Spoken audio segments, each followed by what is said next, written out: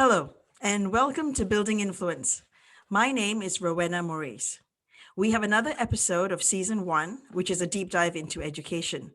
This is a collection of 10 stimulating interviews with creators, leaders, and SME entrepreneurs from around the world who have achieved considerable success in their area of expertise.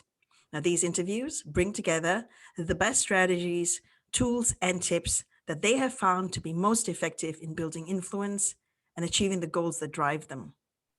This show is for anyone busy crafting and creating to realize their vision. It is designed for people striving to come up with products, services, and teams. We never stop learning. We learn by doing and experimenting and risk taking, and we learn from the missteps and failures of others. So, this is the place for you to discover new ideas that will keep you motivated and strengthened by what you're working to achieve. Building influence is unique in that it looks primarily at how individuals as creators and leaders have had a significant impact by what they did and how they went about doing it. The show examines three aspects of influence: their profile, their network, and their body of work. And the focus on the small to mid-sized business segment reminds us that anyone can transform their dreams into reality. Although we offer no silver bullets, the lessons drawn from the experience of these guests can help you avoid years of wasted effort and frustration. And the bite sized learning enables us to start implementing these ideas immediately. My guest today is Kim Chua, a diversity and inclusion advocate. Kim is the Director of Student Success and Assistant Professor at Embry-Riddle Aeronautical University in Singapore. This is the world's oldest and largest fully accredited university specializing in aviation and aerospace. Kim, thank you for agreeing to come on the show. Good afternoon, Rowena. Thanks for having me on the show. I'm happy to share my personal story and, as you say, the entire journey that I've come along, and probably sharing some insights with the audience. So most happy to be here today. Thank you. Excited to have you. So let's start by sharing with us a little bit about your career journey. I guess what we are looking to find out is how much of it was deliberate and how much of it involved moving with the flow. Okay. So to answer the first question, I think my career journey is definitely not what most people would describe as linear. I think nothing about my journey is linear. Nothing about it is planned. However, I have to say that if I have to divide my journey into what was planned and what also involved flowing, I think I went on a journey to learn. Right, throughout my entire life, it's always been learning new things, learning new industries, learning new skills. So that bit of my career journey is very deliberate. The knowledge that I seek, the training that I seek, the mentors that I seek out, that's very deliberate. But the flow of it would be the opportunities that came my way, the wonderful coaches that eventually became very close friends, and as well as the personal projects that I took on. So I would say it's been a good mix of flowing with what happened, and also planning, very deliberate strategic planning as well. So would you say you are currently where you intended to be in a way?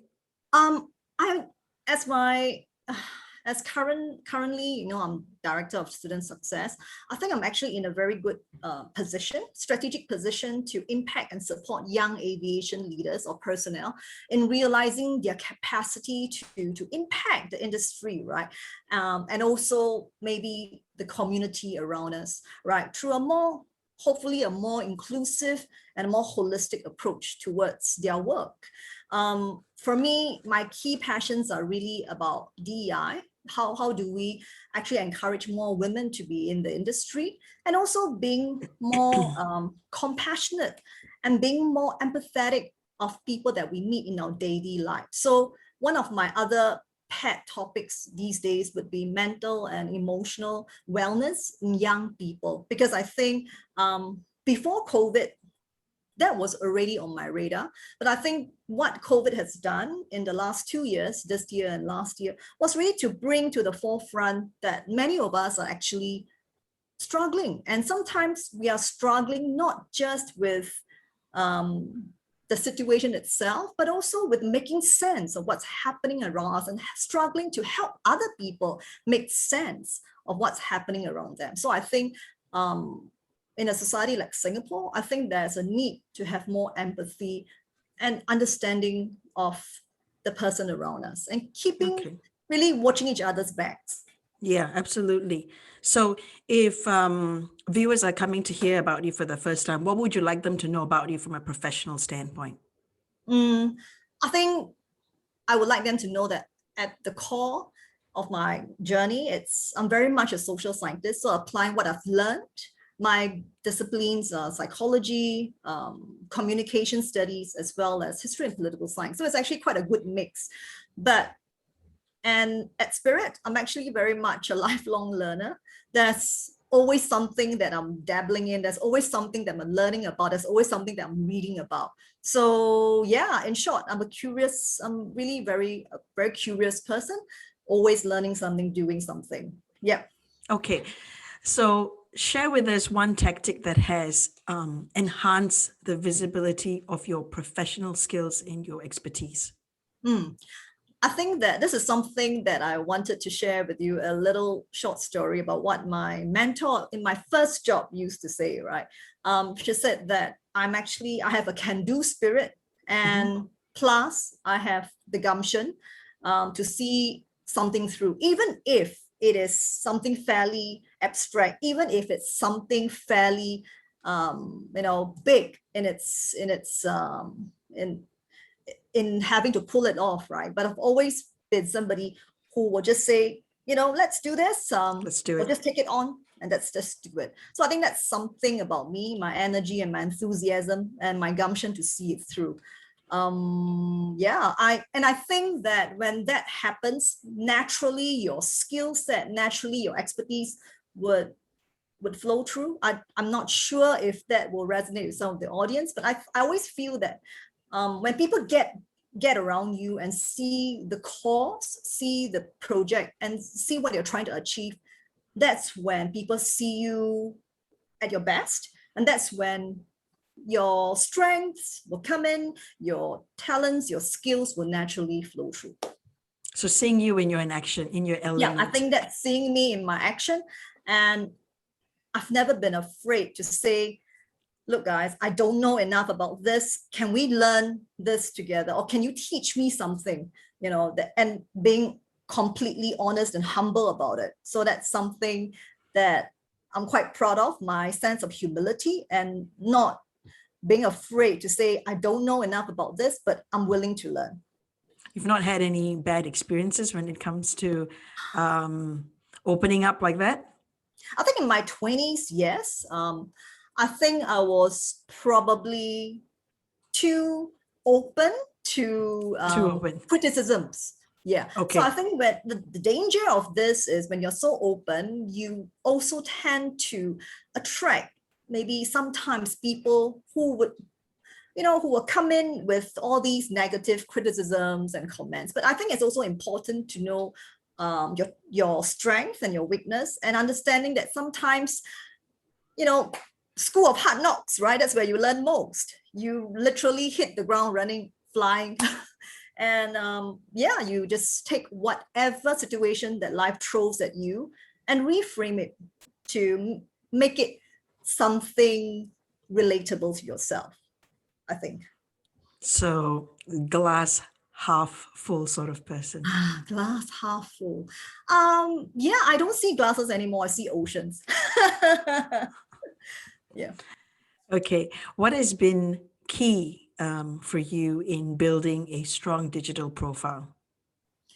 I would assume LinkedIn, because when I got onto LinkedIn, I had no idea how I was supposed to How long ago was this? This must have been actually in 2011, 2012. So at that time, I think I got into LinkedIn very early on when it's not so established in Singapore. then. But I think throughout the years, I've also seen how it's more credible now, because when it first started out, people were just sort of experimenting with it. I was also experimenting with it. Yeah. And I think now I'm more strategic in forging professional connections and not just adding anyone and everyone who will send me a connection. But back in the early days, I didn't know better. I was just adding anyone and everyone. But this is like maybe 10 years ago.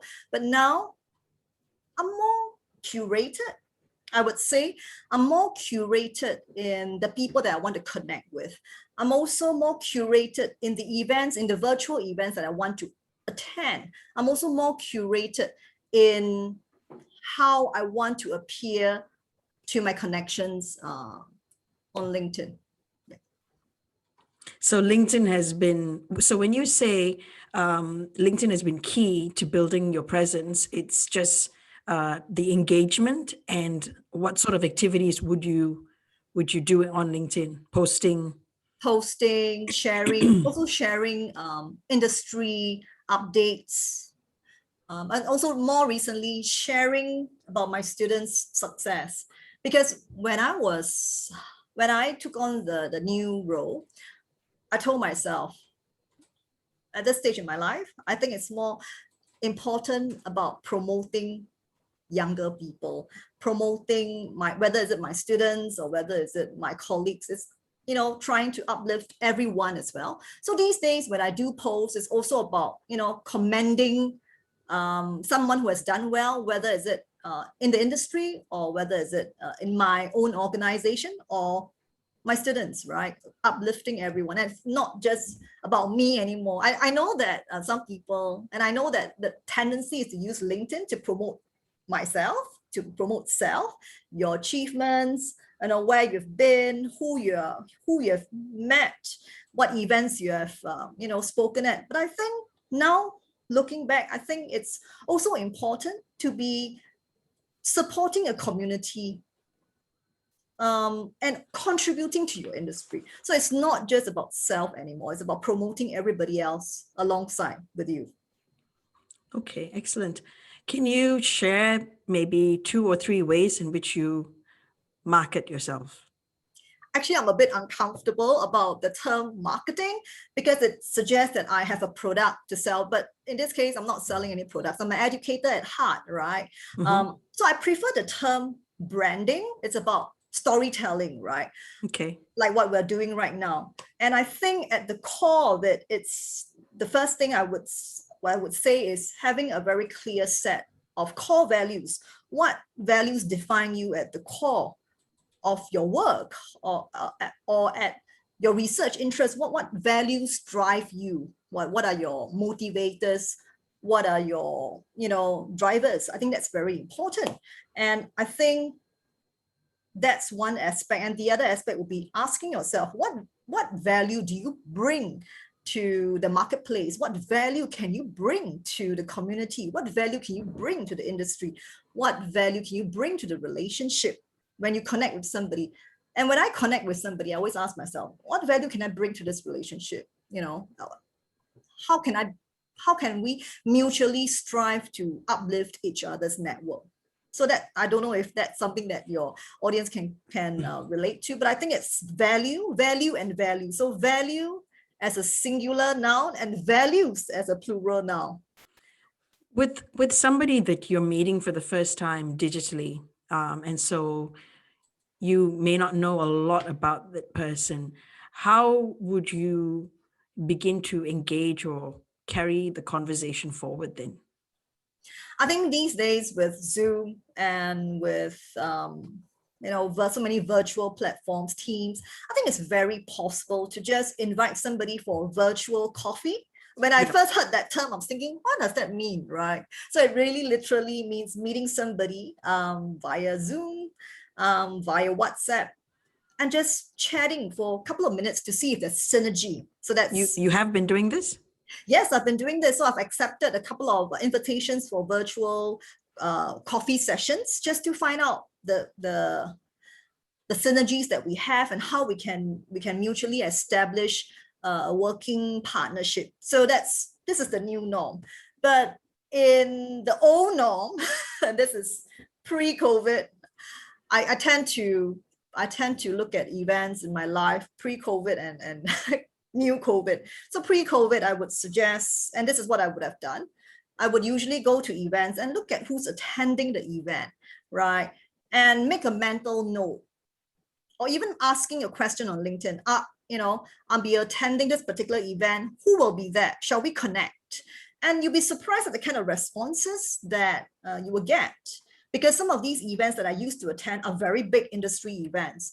And they are usually, very big events that actually attract participants from across the world. So if there's an opportunity to connect with a friend whom I've not seen and only see at industry events, I would do it. Yeah. So I think that's what I used to do at Singapore Air Show, at the Aviation Festival.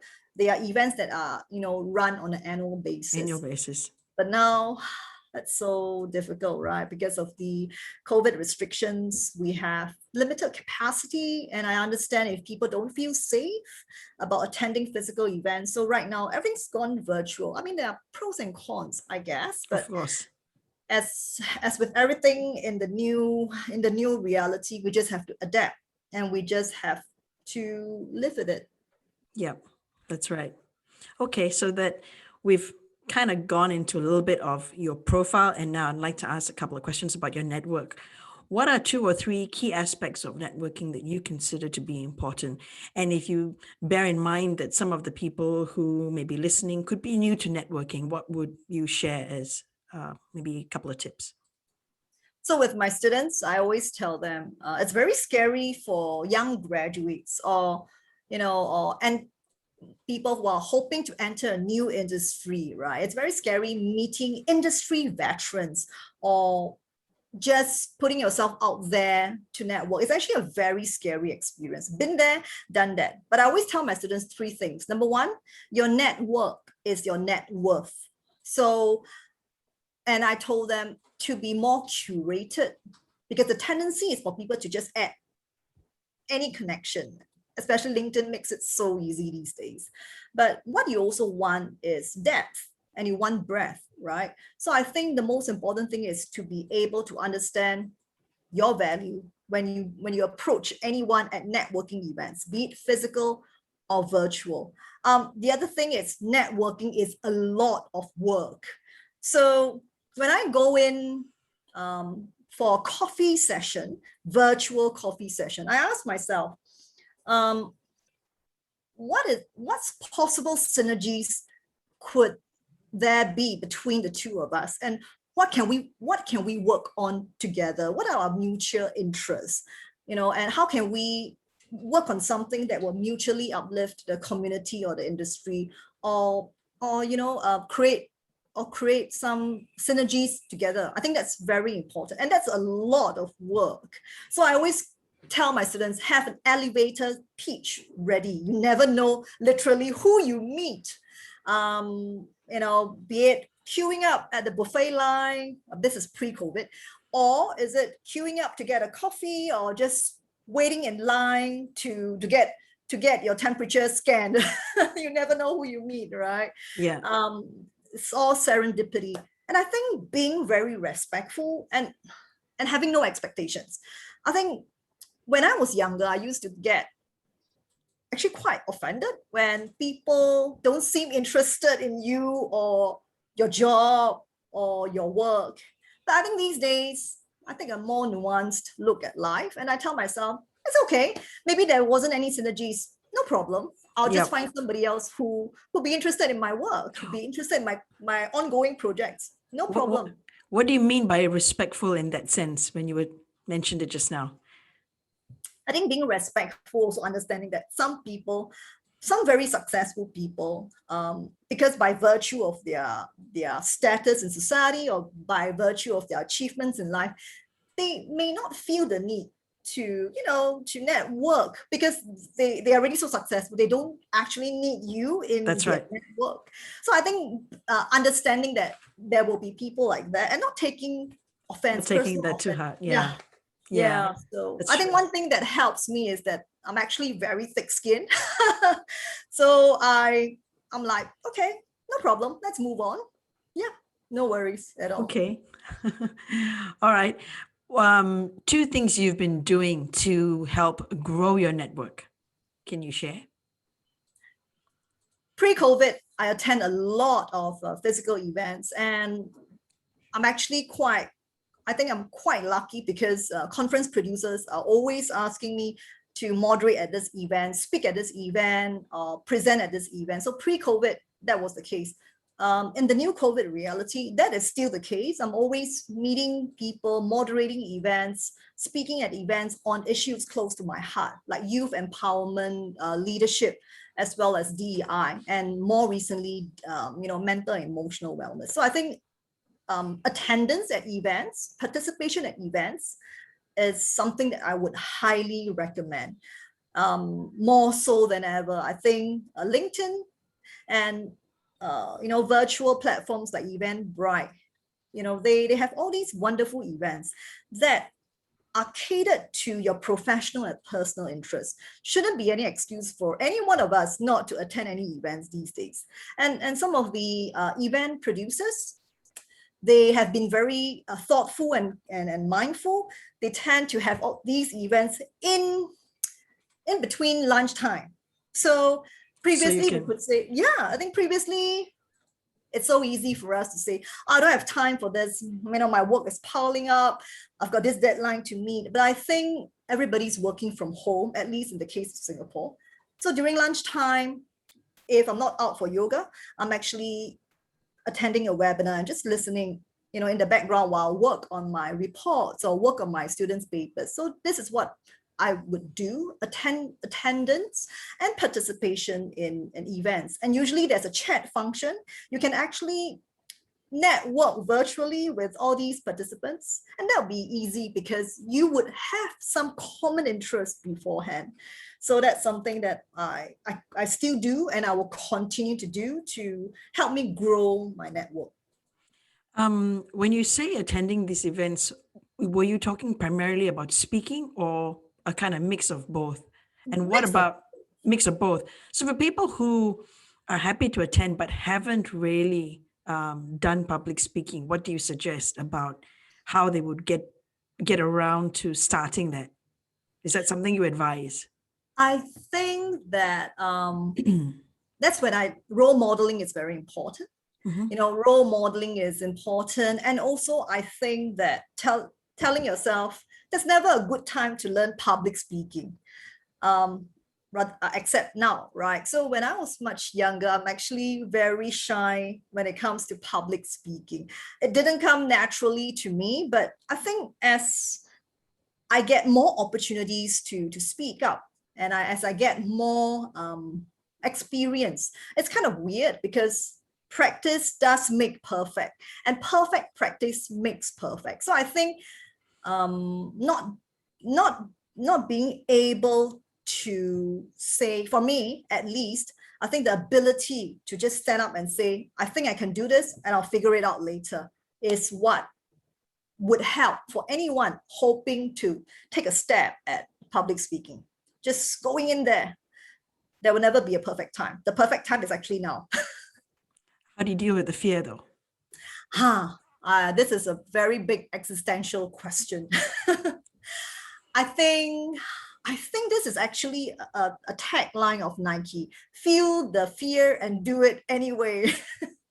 And also understanding that our time on this earth is finite. What do you do with all that time, right? I think a lot of people fall into the trap of thinking, I have my whole life ahead of me, I will do this later. Yes. But for me, I have a very different perspective. I tell myself, my time here is actually finite. My energy, my time, my resources are finite. What do I make the best? How do I make the best out of this?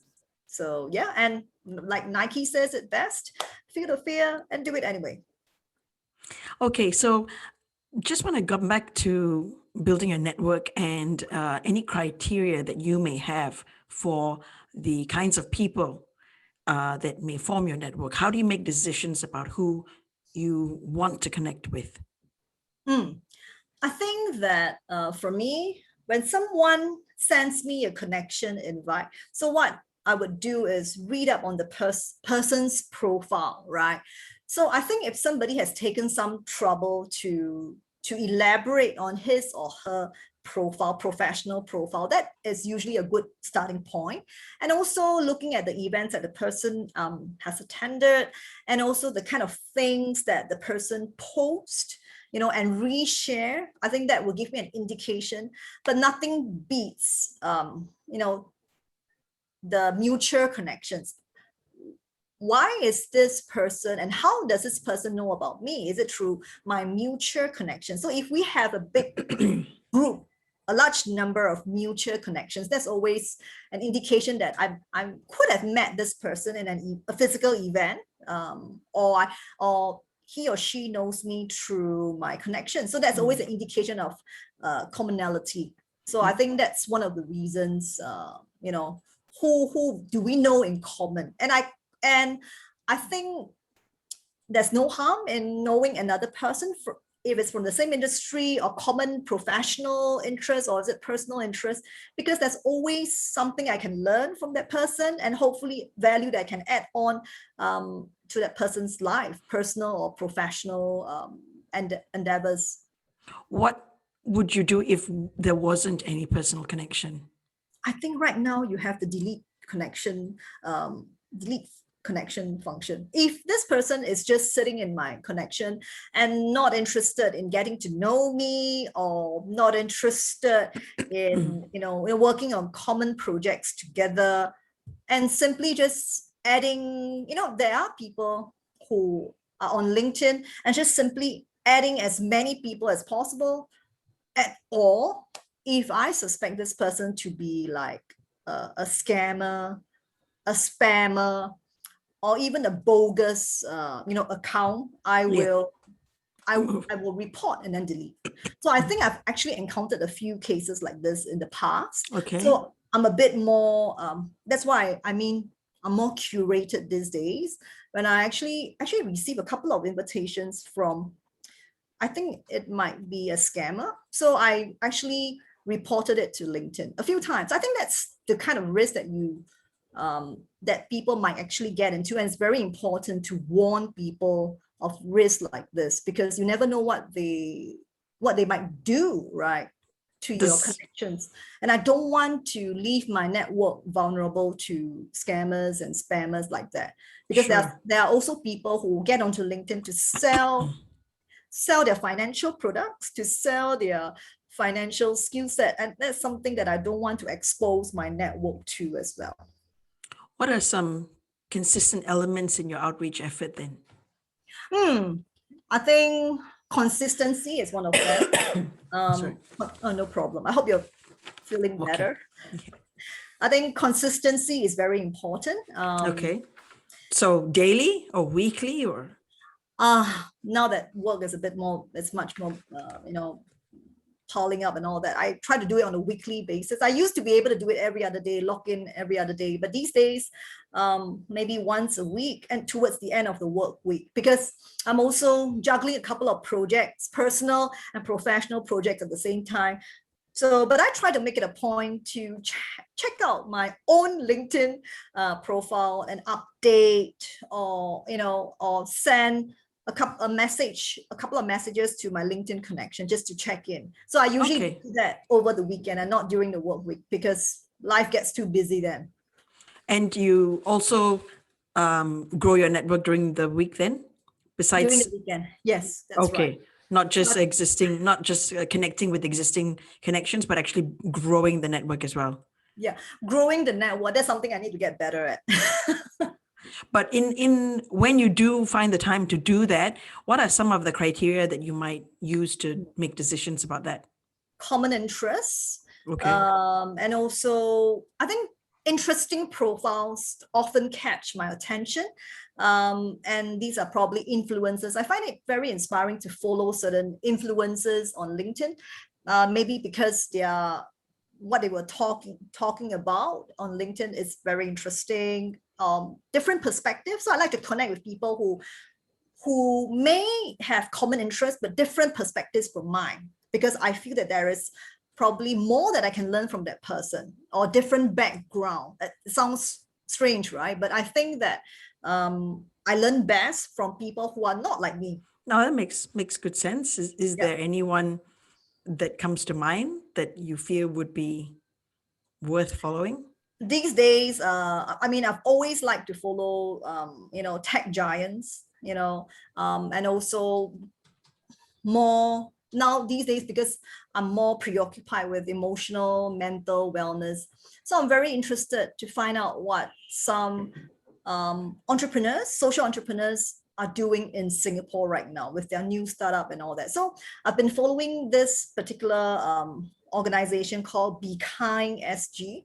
So I know the founder, and I connected with her on LinkedIn because I was looking at how I can engage my youth leaders through her organization. It's really a movement to get Singaporeans and also citizens, not just citizens, but residents of Singapore to be kinder to each other, to show more compassion. And she leads the way by, certain curated experiences for healthcare workers, and also for children, preschoolers, and also teachers. So I think that's something that I want to emulate, right? So these are not famous people, but in their own little ways, in their own measured ways, they are impacting and creating Making a goodness and difference. kindness. Yeah. So Yeah.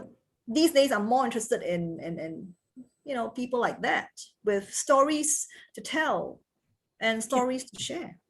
Absolutely. Okay, so now let's delve a little bit into your body of work. Can you share with us what you consider to be your unique strengths professionally? I think firstly, I think it's my sense of curiosity. Although when I was much younger in my primary school, my teacher used to say, your curiosity will get you into trouble these days. Mostly good trouble. So my sense of curiosity that spurs me to learn different things and new things. Observation, I like to think that I have very keen observation skills of the environment that I'm operating in and the people that I'm working with. And introspection. So I think that while knowledge knows, wisdom sees. So I think that my sense of introspection is the one that allows me to extrapolate lessons or mistakes that other people might have made, and also my own, and be able to, glean key insights, so that allows me to distill the lessons into value or into insights that I can pass to my students, to my friends, and to remind me, right, not to do it again or not to repeat the same mistake. I always tell people, right, it's okay to make mistakes, but try to make new mistakes, try to make different mistakes, not the same kind of mistake, if that makes sense at all. So yeah, I'm not afraid of making mistakes, new ones and different ones. So, how did you discover the things that you're good at? How did you discover your strengths? I've had good people tell me that. I've also come to realize that. So in my life, I've had the good fortune to meet coaches, mentors, role models who tell me that, right? And I think it's something that I'm beginning to be more comfortable with. So What are you becoming comfortable with? introspection. Having introspection. Yeah, I think COVID since early last year has given us so much time on our hands, right? Before that, we could say, work gets too busy and hustle and bustle of daily life. You don't have time to reflect. But I think what COVID has taught me last year and this year is the importance of introspection and reflection, finding the time to reflect on what has happened, why it has happened, and how to get better. I think in the pandemic reality, that will likely become endemic. Time is the only currency that we have right now. So no more excuses on not being able to find time to reflect and be introspective. Yeah. What are some of the things you've done to build on your strengths? I think learning from people. I always tell my friends, my students, my colleagues, I learn best through people and with people. So I learned through role models, I learned through success stories, I learned through observation. I also learn best with participation, with groups of like-minded individuals as well. And finally, I do a lot of journaling, and also intentional setting, and asking myself, where do I want to be in the scheme of things? What is the legacy I want to leave behind, right? And most people would say, oh, you want to leave this amount of money, estate. But to me, what is more important is whose lives have I changed? Whose lives have I impacted? What value have I created in this community? I think these are the guiding questions that allow me to keep building on my strengths and fine-tuning it. These are questions you're asked in relation to the life you're living as well as in your career, right? Yes, that's right. How are you building up your body of work, or what do you count as your body of work? So I wear many hats, and this is something that maybe I should have said earlier. So one of my current hats, as you have correctly said, would be to be Director of Student Success. And this is something that I dive deeply with my students through this college success class that I teach at Embry-Riddle Asia, right? There are many definitions of success, and there are broad definitions as well. Your definition of success may not be the same as my definition of success, and that's perfectly okay. I think it's understanding which template works for you, and understanding that your narrative may be different from other people's narrative. So that's one of my lives. And for me, I believe in surrounding myself with objects of beauty, and to be able to embark on artistic endeavors. So I play the violin, I do yoga, and I also serve as volunteer docent, previously at the Peranakan Museum because I'm Peranakan. And also more recently, I've redesigned myself as a volunteer. I'm now guiding. Redesigned yourself. I know, right? Even as a volunteer, I'm redesigning myself. So I'm now training to be a docent, a museum docent at the Asian Civilization Museum, and learning so much about Southeast Asia, right? And learning about Asia at large, the ancient civilizations, and also about understanding what makes this part of the world so unique, our history, our languages, our artifacts, the material culture, things like that. So that's something that makes me very excited to be able to share my love of Southeast Asian arts and culture with future visitors, hopefully when border restrictions are open, are relaxed. And the second pillar or impact that I'm co-creating right now is also serving as a DEI representative in my current organization, and also volunteering myself as a DEI trainer. Diversity and inclusion. Yeah, within the Embry-Riddle family itself. So as part of that commitment, I have to conduct a virtual workshop for faculty and staff who sign up, right, via Zoom. So that also allows me to connect with my colleagues who might be sitting in remote locations in the US and Canada, other parts of Asia. And that's, to me, is something very meaningful to be able to contribute to the Embry-Riddle family. So that's the other kind of impact I'm also driving. And thirdly, I think more importantly is to serve as role model and mentor to my students who have graduated and might still need, I guess, advice on navigating life's challenges. So you still keep in touch with them? I still keep very much in touch with all my students who have graduated. And I think, to me, it's very heartening to know that they still think of me. And sometimes they tell me, they will tell me, you used to do this in class. And I'm like, did I? So it's good to just reminisce about events like that. So that's something that I do for my students past, present, and hopefully future. All right. Stumbling blocks. Maybe you What? can stumbling blocks. Stumbling blocks. Yeah, like, can you share maybe one or two that you've encountered and perhaps how you overcame them? I think we touched on that earlier, because being so open also means that sometimes you're very Yes. open to criticism, and Okay. sometimes there will be moments whereby self-doubt will creep in, right?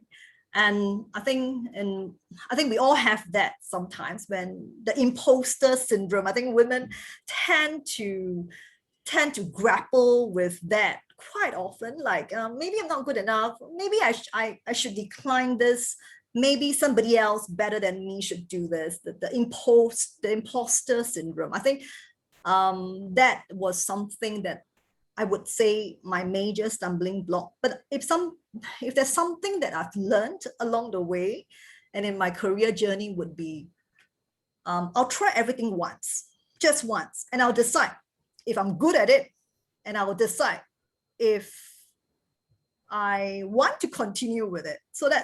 But to give it a chance to at least try it out and see for myself, and not let other people tell me. Even if you don't know enough about it as well. So going in kind of, going in hopeful, but still doing my due diligence. I don't know if that makes sense, but also I'll tell myself, going in hopeful, wishing for the best, but also doing my due diligence of researching about it, talking to experts, and also talking to maybe more experienced people.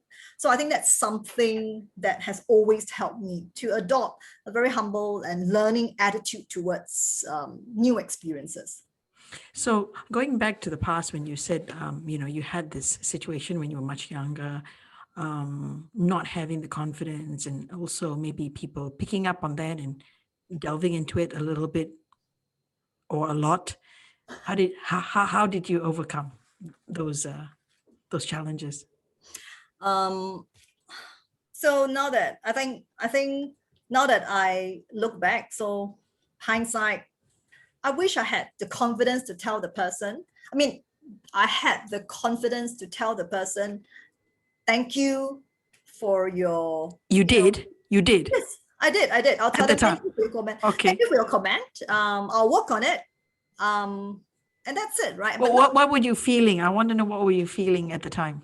at that time, it would be, I think I would feel a sense of maybe not being good enough. I think that's something that will overwhelm most people. Demoralized? Yeah, I think I felt very demoralized. But thankfully, because like I said, I'm a bit thick-skinned, right? I'll be thinking, why would the person say that about me? So looking deep within myself, is that something that I said? Is it something that I did? Is it a genuine mistake? So if it's a genuine mistake, I would apologize. If it's my fault, I will take ownership. I'm never somebody to shrug off responsibility. I'll tell myself, I own up, this is my mistake. Tell me what I need to do to, mitigate or override this mistake. So owning up, self-ownership has always been one.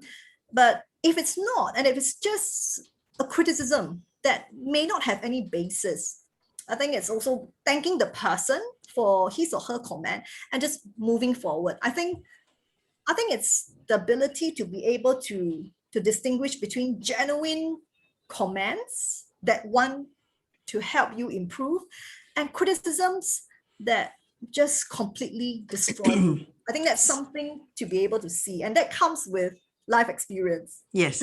And internally, you have some closure by deciding how to treat that particular experience. Yes. I think internally it's also about closure, and also reframing is very important. I think one of my Hmong teachers told me that you actually learn more from your enemies. You'd be surprised, because they are the ones who have no holds barred comments, right? They would say it in your face.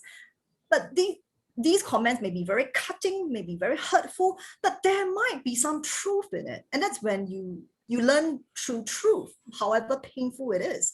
I've always been somebody who take hard knocks And I feel that looking back, right, hindsight again, it might be, had it been the same lesson but delivered through a kinder person, I may not have mastered the lesson. Does that make sense? So maybe I needed that harshness, maybe I needed that slap in the face, or maybe I just needed that harsh words, right? Yeah. Because if it had been delivered with kindness and compassion, I might not have seen it as a lesson. Well, yeah, there's some truth there for sure. Okay, so imagine someone is coming to you now, building up their body of work, their portfolio. What tips could you share about beginning that process, or strengthening that process? So I will tell them hindsight and foresight. If hindsight, the ability to look back at your mistakes, and how can we extrapolate that to prevent making the same type of mistakes? So that's hindsight. Foresight would be asking yourself, have you put in place a robust structure of mechanisms or tools, right, or strategies that can help you make better decisions? And have you done your due diligence? What processes do you have in place to mitigate risks? And more importantly, when mistakes have been made, how do we turn the ship around? To use a navigation term, how can we still turn the ship around, right? How do you mitigate that? How do you counter that? Yeah, so how do you correct your course if you are aware? But recognizing that is key to that, and that starts with self-awareness. So I think foresight and hindsight will definitely give you insight, and always being very honest with your own strength, honest with your own limitations as well. What is it that you can do and what is it that you can't do, right?